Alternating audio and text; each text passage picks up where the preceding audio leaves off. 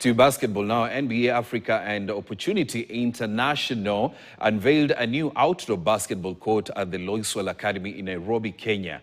The unveiling follows the launch of a new court at Highland School in Nyamata, Rwanda last week and supports NBA Africa's commitment to build 1,000 courts on the continent over the next decade.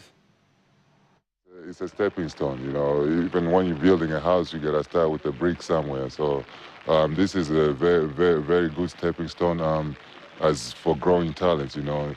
You might start with 100 kids. By the time that you need that one player that you need, might be just one or two or three. So yeah, it's definitely a great stepping stone. Focus on education quality. We have an edu quality program, and that is about schools. So we work with 328 schools in Kenya currently. And what we do when we work with the schools, we make sure we equip the learners and the teachers with tools and skills just to improve the quality of the education, the foundation that has been laid by the institution.